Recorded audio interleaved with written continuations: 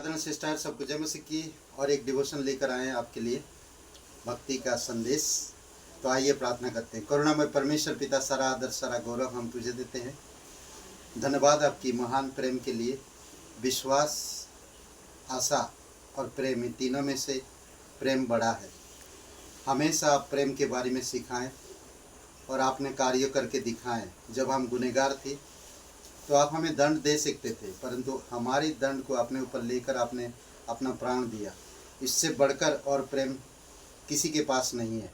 प्रभु ईश्वर, हम धन्यवाद देते हैं, तेरी महिमा करते हैं। प्रत्येक भाई बहनों को छुओ, अभिषेक करो और तेरी अनुग्रह में अगुवाई करो। यीशु मसीह के नाम से मांगते हैं, आमीन। ओके, आज हम लोग जो बात करेंगे यूहन्ना का 5वां अध्याय 1 से 15 वचन में। वहाँ पर एक कहानी है जो बेतसैदा का कुंड। ओके, बेतसैदा का कुंड, इसके ऊपर बात करेंगे। और ये कुंड, कहते हैं कि बेतसैदा का कुंड यरूशलेम में पानी का एक तालाब। अरामी भाषा में बेतसैदा का अर्थ है दया का घर। दया मिलता है यहाँ पर जो लोग बीमार हैं। और कहते हैं कि मंदिर में कुंड के पानी का उपयोग किया जाता था। कई लोग मानते थे कि कुंड का पानी उनकी बीमारियों को ठीक कर देगा। बहुत लोग मानते थे कि वो पानी उनकी बीमारियों को ठीक कर देगा।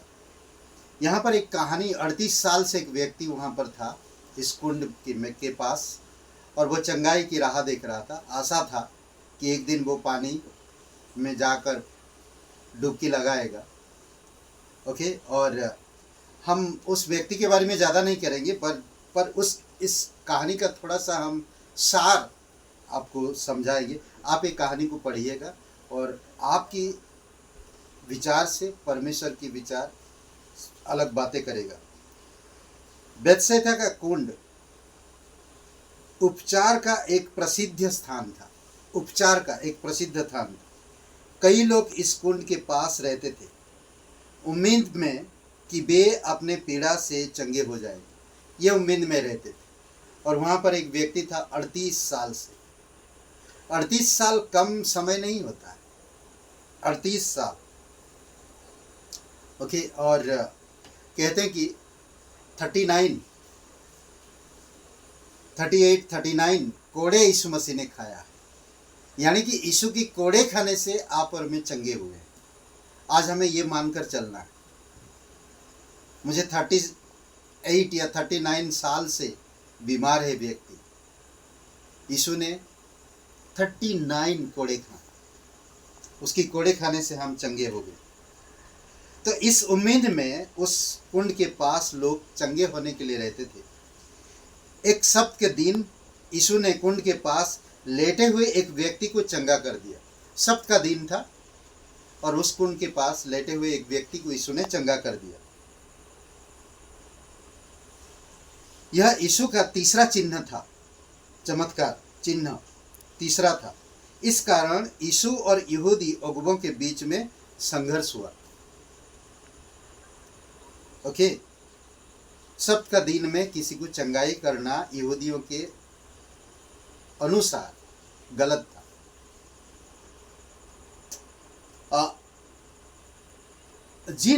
जिस व्यक्ति को यीशु ने चंगा किया था, वह उस चटाई को उठा रहा था जिस पर वह लेटा हुआ था। 38 साल से लेटा हुआ, चटाई वटाई छोड़ के भागो यार, चंगाई मिल गया तो। चटाई को लेकर घूम रहा, उठा के उसको। इम्पोर्टेंट था वो चीज़, इतना सालों से उस चटाई में बैठा हुआ, चटाई के प्यारा था। करेक्ट। तो ये जो चीज़ें यहूदी अगुवे देखे, यहूदी अगुवों के बीच में संघर्ष हुआ। और उसकी ये जो चटाई लेकर उठाकर चल रहा था, यह सब्त के दिन के बारे में एक यहूदियों की व्यवस्था के विरुद्ध था। वह व्यवस्था 10 आज्ञाओं या मूसा की व्यवस्था का हिस्सा नहीं थे। मूसा का हिस्सा जो परमेश्वर ने सिनै पर्वत पर मूसा को व्यवस्था दिया था। 20 अध्याय 3 वचन से लेकर 17 वचन आपको मिलेगा। ओके, और व्यवस्था विवरण 5वां अध्याय में आपको मिलेगा ये मूसा की व्यवस्था।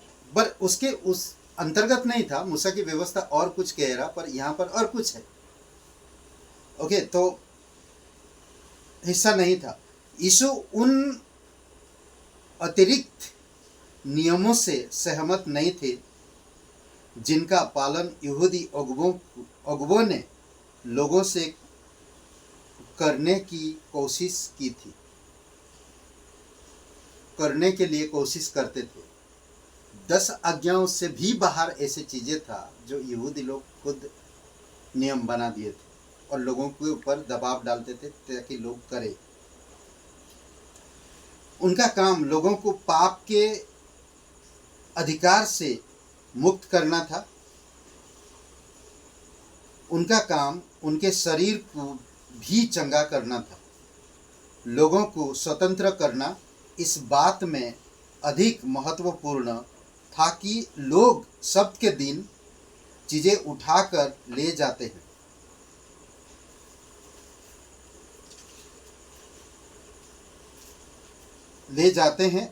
या नहीं।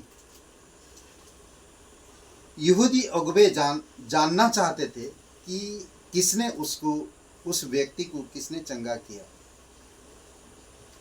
जब हम व्यक्ति मंदिर में यीशु से मिला तो उसने अगुवों को बता दिया कि वह यीशु है,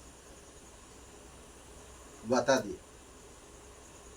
तो कई बार वाद विवाद, यीशु मसीह कहता है कि सब्त का दिन में किसी को चंगा करना या किसी का भेड़ बकरी का बच्चा अगर कुएं में गिर जाता तो उसको बचाना उचित है या नहीं, तो सब चुप हो। परमेश्वर लोगों को आज़ादी देना चाहता, पर अगुवे धर्मगुरु लोग उनको बंधन में बांध देते हैं और कई सारे नियम उनके ऊपर डालकर दबाव में, बोझ में दबाते हैं। पर यीशु लोगों को आज़ाद करता है। 38 साल से व्यक्ति को आज़ाद किया। आपको मुझे भी हमारी हर एक बंधन से वो आज़ाद करता है। आमीन। आइए प्रार्थना करते हैं। करुणामय परमेश्वर पिता, लोग आज बहुत कुछ कह सकते हैं, बोझ तले रख सकते हैं, परंपराएं निभा सकते हैं, कई सारे परंपराओं हमारे बीच आ सकता है, पर हम जानते हैं कि ये सब चीज़ें हमें कभी आज़ादी नहीं दे सकती। पर एक व्यक्ति चाहिए जो हमें आज़ाद कर सके, और वो है यीशु। यीशु मसीह आप और मेरे लिए क्रूस पर जीवन दिया है ताकि हम आज़ाद हो सके। हमें उन सारे बंधनों से छुड़ाया जो हम इस संसार के रीति रिवाज में रहकर करते थे। उसने हमें आज़ाद किया। आज हम विश्वास से, उसकी अनुग्रह के द्वारा, विश्वास के द्वारा हम जीवित हैं।